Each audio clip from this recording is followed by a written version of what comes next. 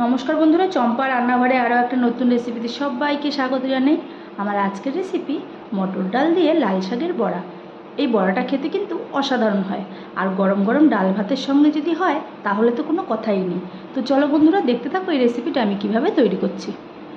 লাল শাক দিয়ে এই রেসিপিটা বানানোর জন্য আমি এখানে লাল শাকটা খুব ভালোভাবে ধুয়ে কুচি কুচি করে কেটে নিয়েছি। আর এখানে নিয়েছি মটর ডাল। মটর ডালটা ধুয়ে আমি আধ ঘন্টা আগে ভিজিয়ে রেখেছি। এবারে ডালটা একটা মিক্সিং জারের মধ্যে আমি দিয়ে দেবো, আর দিয়ে দেবো কয়েকটা কাঁচা লঙ্কা। এবারে দেখো সামান্য একটু জল দিয়ে এটা একটা পেস্ট তৈরি করে নেব। দেখো পেস্টটা আমার একদম রেডি।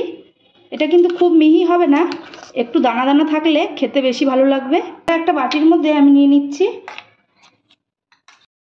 এবারে এই বেটে রাখা ডালটার মধ্যে আমি কুচনো লাল শাকটা দিয়ে দেবো।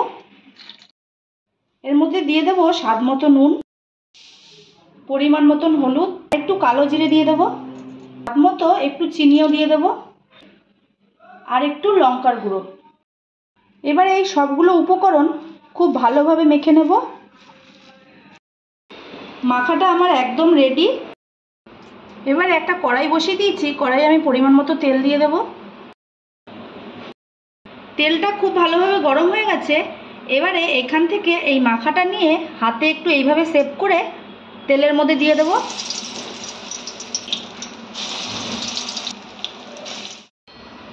এই কটা বড়া আমি দিয়েছি। এবার উল্টে পাল্টে লাল লাল করে ভেজে নেব। দেখো একদিকটা খুব ভালোভাবে হয়ে গেছে, আমি উল্টে দিচ্ছি।